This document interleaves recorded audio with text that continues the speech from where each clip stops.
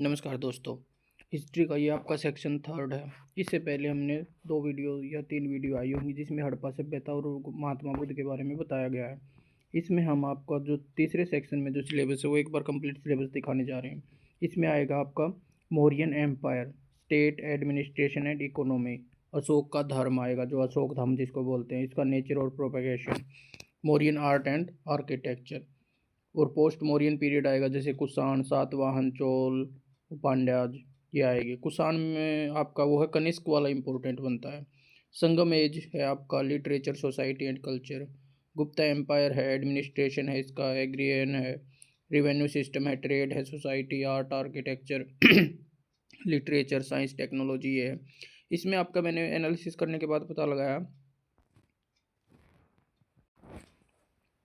कि आपका जो है ना ये मौर्यन पीरियड जो है ना, मौर्यन एम्पायर, एक तो ये इम्पोर्टेंट है, और एक तक गुप्ता पीरियड जो है, गुप्ता एम्पायर, ये इम्पोर्टेंट है। और आप ये भी देख लेना स्टेटस ऑफ वुमेन क्या था उस टाइम पे, पोस्ट गुप्ता पीरियड, ये हल्का फुल्का देख लेना, polity and economy. Mauryan empire state देखो, मौर्यन एम्पायर स्टेट में क्या था।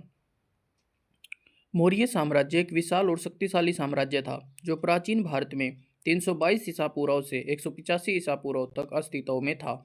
इसकी स्थापना चंद्रगुप्त मौर्य ने की थी, जिन्होंने नंद वंश को उखाड़ फेंका और स्वयं का साम्राज्य स्थापित किया। अपना स्वयं का क्या किया, साम्राज्य स्थापित कर लिया नंद वंश को उखाड़ कर। मौर्य प्रशासक, मौर्य साम्राज्य अपनी कुशल प्रशासनिक प्रणाली, मजबूत सैन्य और व्यापक नेटवर्क, जो व्यापार का जो नेटवर्क था वो व्यापक यानी बहुत दूर तक फैला हुआ था, उसके लिए जाना जाता था। उसकी विशेषताएं क्या थी, केंद्रीकृत प्रशासन।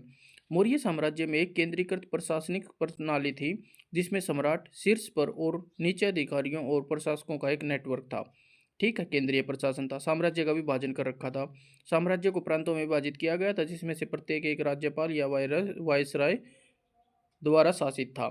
राजस्व प्रणाली थी। मौर्य साम्राज्य में एक अच्छी तरह से संगठित राजस्व प्रणाली थी जिसमें कृषि, व्यापार और वाणिज्य से कर संग्रहित किया जाता था। सैन्य सैन्य प्रणाली क्या थी इनकी।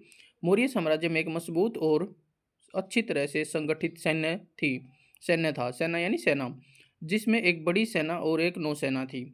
व्यापार और वाणिज्य। मौर्य साम्राज्य में व्यापक व्यापार नेटवर्क थे जिसमें पड़ोसी देशों और क्षेत्रों के साथ व्यापार संबंध थे। सांस्कृतिक उपलब्धियां। मौर्य साम्राज्य अपनी सांस्कृतिक उपलब्धियों के लिए जाना जाता था जिसमें कला, वास्तुकला और साहित्य का विकास शामिल था।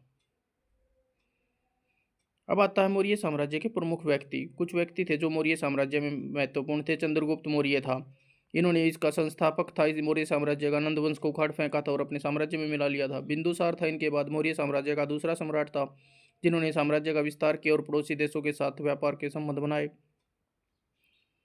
अशोक आया फिर, मौर्य साम्राज्य के तीसरे सम्राट, जो अपनी बौद्ध धर्म में परिवर्तन और साम्राज्य भर में बौद्ध धर्म के प्रसार के प्रयासों के लिए जाने जाते हैं। ये आपका पूरा एक टॉपिक भी है इस सेक्शन का, अशोक के धर्म से संबंधित।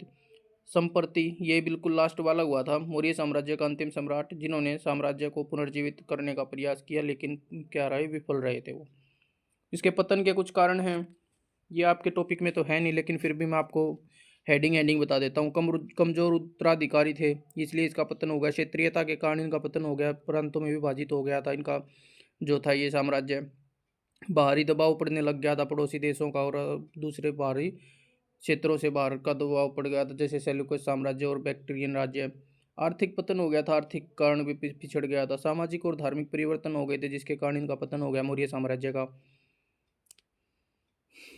इन कारणों के संयोजन ने मौर्य साम्राज्य के पतन की गति प्रदान की और इस अंत में कारण बना। अब आता है इसका मौर्यन एम्पायर एडमिनिस्ट्रेशन, यानी प्रशासन किस तरीके से संभालते थे ये। मौर्य साम्राज्य प्रशासन एक केंद्रीकृत और संगठित प्रणाली थी जो सम्राट द्वारा शासित थी। यह प्रशासनिक प्रणाली मौर्य साम्राज्य के विस्तार और स्थिरता के लिए महत्वपूर्ण थी। इसकी कुछ विशेषताएं थी। केंद्रीकृत प्रशासन। मौर्य साम्राज्य प्रशासन एक केंद्रीकृत प्रणाली थी जो सम्राट द्वारा शासित थी, यानी सम्राट द्वारा शासन किया जाता था। सम्राट के पास पूरे साम्राज्य का नियंत्रण था और वह सभी महत्वपूर्ण निर्णय लेता था, यानी सम्राट ही सबसे महत्वपूर्ण, मतलब वो था सबसे ऊपर का था, सम्राट था। उसके बाद प्रांतीय प्रशासन। मौर्य साम्राज्य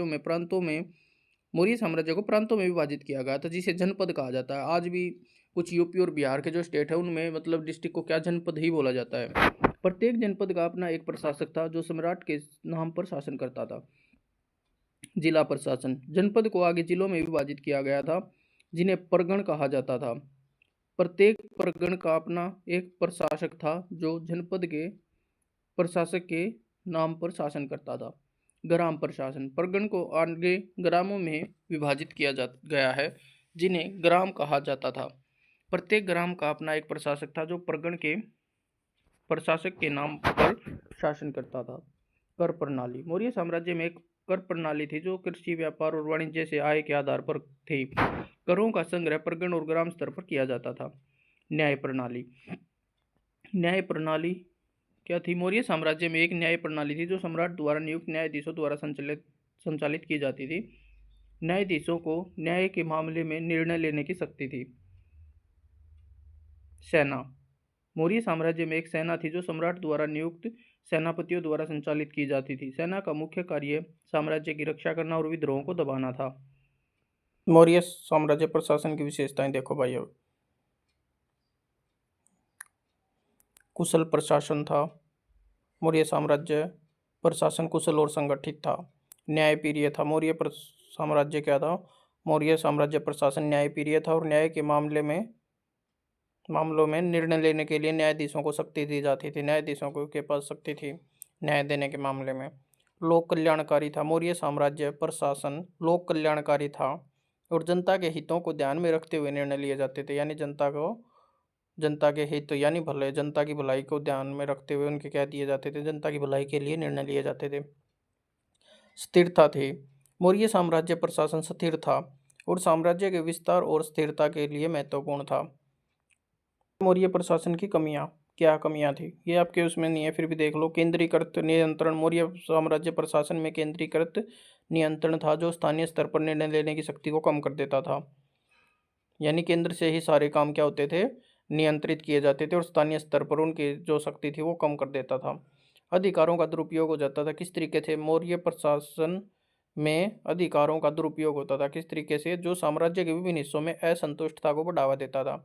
यानी कुछ लोग क्या करते थे? अपने अधिकारों का दुरुपयोग करते थे। ये भी एक कारण था किसका? ये जो इसमें मौर्य प्रशासन में जो कमियां थी उनका। करों का भार ज़्यादा था। मौर्य साम्राज्य प्रशासन में करों का भार बहुत अधिक था जो जनता पर आर्थिक बोझ डालता था। न्याय प्रणाली की कमियां, न्याय प्रणालियों में भी कमी थी उनकी। मौर्य साम्राज्य प्रशासन में न्याय प्रणाली की कमियां थी जो न्याय के मामले में निर्णय लेने की प्रक्रिया को धीमा और जटिल बना देती थी।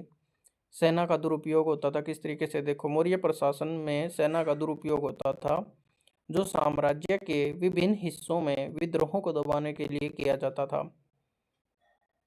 महत्व देखो भाई क्या क्या था मौर्य साम्राज्य का महत्व है। साम्राज्य का विस्तार था। यानी मौर्य साम्राज्य प्रशासन ने साम्राज्य के विस्तार में महत्वपूर्ण भूमिका निभाई। इनका साम्राज्य बहुत दूर तक फैला हुआ था। स्थिरता थी और शांति था। मौर्य साम्राज्य प्रशासन ने साम्राज्य में स्थिरता और शांति बनाए रखने के लिए महत्वपूर्ण भूमिका निभाई थी। आर्थिक विकास हुआ था भाई। मौर्य साम्राज्य प्रशासन ने साम्राज्य के आर्थिक विकास में महत्वपूर्ण भूमिका निभाई थी। सांस्कृतिक विकास हुआ था भाई इनके प्रशासन में। मौर्य साम्राज्य प्रशासन ने साम्राज्य के सांस्कृतिक विकास में महत्वपूर्ण भूमिका निभाई थी। अब देखो मौर्य साम्राज्य प्रशासन का क्या प्रभाव पड़ा? भारतीय इतिहास पर प्रभाव डाला भाई इन्होंने। मौर्य साम्राज्य प्रशासन ने भारतीय इतिहास पर महत्वपूर्ण प्रभाव डाला। प्रशासनिक प्रणाली पर प्रभाव डाला। मौर्य साम्राज्य प्रशासन ने प्रशासनिक प्रणाली पर महत्वपूर्ण प्रभाव डाला। आर्थिक प्रणाली पर प्रभाव, मौर्य साम्राज्य प्रशासन ने आर्थिक प्रणाली पर महत्वपूर्ण प्रभाव डाला। सांस्कृतिक प्रणाली पर भी प्रभाव डाला भाई। ये पॉइंट बना के लिख के आ जाना, बस इतना ही काफ़ी है, इसमें और कुछ नहीं है। क्या प्रभाव डाला? भारतीय इतिहास पर डाला, प्रशासनिक प्रणाली पर डाला, आर्थिक प्रणाली पर डाला, सांस्कृतिक प्रणाली पर डाला। अब आता है इनकी इकोनॉमी, मौर्यन एम्पायर इकोनॉमी, यानी अर्थव्यवस्था कैसी थी इनकी। मौर्य साम्राज्य की अर्थव्यवस्था एक विकसित और समृद्ध अर्थव्यवस्था थी जो कृषि, व्यापार और उद्योग पर आधारित थी। यहाँ कुछ बातें महत्वपूर्ण हैं जो मौर्य साम्राज्य की अर्थव्यवस्था के बारे में बताती हैं। देखो, जैसे कृषि। मौर्य साम्राज्य में कृषि एक प्रमुख उद्योग था जिसमें गेहूं, चावल, जौ और अन्य फसलें उगाई जाती थी। सरकार ने कृषि को बढ़ावा देने के लिए कई कदम उठाए। किस तरीके के सिंचाई प्रणाली का निर्माण किया, कृषि उपकरणों का निर्माण किया, विकास को बढ़ावा दिया, कृषि उपकरणों के विकास को। कृषि उत्पादन का एक बड़ा हिस्सा सरकार को कर के रूप में दिया जाता था। और व्यापार भाई, इकोनॉमी में व्यापार भी था, किस तरीके का देखो। मौर्य साम्राज्य में व्यापार एक महत्वपूर्ण गतिविधि थी जिसमें विभिन्न प्रकार के सामानों का आदान प्रदान किया जाता था। साम्राज्य के व्यापारिक संबंध पड़ोसी देशों और क्षेत्रों के साथ थे, जैसे कि चीन, मध्य एशिया और दक्षिण पूर्व एशिया। व्यापार में शामिल सामानों में मसाले होते थे, रेशम, कपास और धातुएं शामिल थी, इनका व्यापार किया जाता था। उद्योग देखो भाई, उद्योग इकोनॉमी का कैसा प्रभाव पड़ता था उद्योगों का। मौर्य साम्राज्य में उद्योग एक महत्वपूर्ण क्षेत्र था जिसमें विभिन्न प्रकार के सामानों का उत्पादन किया जाता था। साम्राज्य में कई प्रकार के ऐसे उद्योग थे जैसे कि वस्त्र उद्योग, धातु उद्योग और कागज उद्योग। उद्योगों में शामिल श्रमिकों को सरकार द्वारा कई प्रकार के लाभ प्रदान किए जाते थे, जैसे कि न्यूनतम वेतन और सामाजिक सुरक्षा। कर प्रणाली देखो भाई, टैक्स सिस्टम कैसा था इनका। मौर्य साम्राज्य में एक कर प्रणाली थी जिसमें विभिन्न प्रकार के करों का संग्रह किया जाता था। करों में शामिल थे भूमि कर, व्यापार कर और आय कर, इनकम टैक्स। करों का संग्रह सरकार द्वारा किया जाता था और इनका उपयोग साम्राज्य के विभिन्न कार्यों। मुद्रा। मौर्य साम्राज्य में एक मुद्रा प्रणाली थी जिसमें विभिन्न प्रकार के सिक्कों का उपयोग किया जाता था। सिक्कों में शामिल थे सोना, चांदी, तांबे के सिक्के। मुद्रा प्रणाली का उपयोग व्यापार और वाणिज्य में भी किया जाता था। निष्कर्ष देखो भाई, क्या कंक्लूजन निकलता है इसका। मौर्य साम्राज्य की अर्थव्यवस्था एक विकसित और समृद्ध अर्थव्यवस्था थी जो कृषि, व्यापार और उद्योग पर आधारित थी। सरकार ने अर्थव्यवस्था को बढ़ावा देने के लिए कई कदम उठाए, जैसे कि सिंचाई प्रणाली का निर्माण और कृषि उपकरणों का विकास। अर्थव्यवस्था में शामिल थे विभिन्न प्रकार के उद्योग जैसे कि वस्त्र उद्योग, धातु उद्योग और कागज उद्योग। कर प्रणाली और मुद्रा प्रणाली भी अर्थव्यवस्था का एक महत्वपूर्ण हिस्सा थी। अब देखो भाई, मौर्य साम्राज्य की अर्थव्यवस्था की विशेषताएं क्या थी। अर्थव्यवस्था की विशेषता क्या क्या थी। कृषि आधारित अर्थव्यवस्था थी। मौर्य साम्राज्य की अर्थव्यवस्था कृषि पर आधारित थी जिसमें गेहूं, चावल, जौ और अन्य फसलें उगाई जाती थी।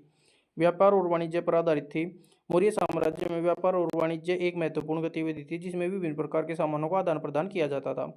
उद्योग। मौर्य साम्राज्य में उद्योग एक महत्वपूर्ण क्षेत्र था जिसमें विभिन्न प्रकार के सामानों का उत्पादन किया जाता था। कर प्रणाली। मौर्य साम्राज्य में एक कर प्रणाली थी जिसमें विभिन्न प्रकार के करों का संग्रह किया जाता था। मुद्रा प्रणाली। मौर्य साम्राज्य में एक मुद्रा प्रणाली थी जिसमें विभिन्न प्रकार के सिक्कों का उपयोग किया जाता था। महत्व देखो भाई, मौर्य साम्राज्य की अर्थव्यवस्था का महत्व। साम्राज्य की समृद्धि, व्यापार और वाणिज्य का विकास, उद्योग का विकास, कर प्रणाली का विकास, मुद्रा प्रणाली का विकास। अब कमियां देखो भाई, कृषि पर निर्भरता। मौर्य साम्राज्य की अर्थव्यवस्था कृषि पर बहुत अधिक निर्भर थी जो साम्राज्य की आर्थिक स्थिरता को प्रभावित कर सकती थी। व्यापार और वाणिज्य की सीमाएं। मौर्य साम्राज्य की अर्थव्यवस्था में व्यापार और वाणिज्य की सीमाएं थी जो साम्राज्य के आर्थिक विकास को प्रभावित कर सकती थी। उद्योग की कमियां। मौर्य साम्राज्य की अर्थव्यवस्था में उद्योग की कमियां थी जो साम्राज्य के आर्थिक विकास को प्रभावित कर सकती थी। कर प्रणाली की कमियां। मौर्य साम्राज्य की अर्थव्यवस्था में कर प्रणाली की कमियां थी जो साम्राज्य के आर्थिक विकास को प्रभावित कर सकती थी। मुद्रा प्रणाली की कमियां। मौर्य साम्राज्य की अर्थव्यवस्था में मुद्रा प्रणाली की कमियां थी जो साम्राज्य के आर्थिक विकास को प्रभावित कर सकती थी। मौर्य साम्राज्य की अर्थव्यवस्था का प्रभाव क्या पड़ा भाई। साम्राज्य की समृद्धि होगी, व्यापार और वाणिज्य का विकास हो गया, उद्योगों का विकास हो गया, कर प्रणाली का विकास हो गया, मुद्रा प्रणाली का विकास हो गया। ये 4-5 पॉइंट थे। ये था आपका मौर्यन एम्पायर।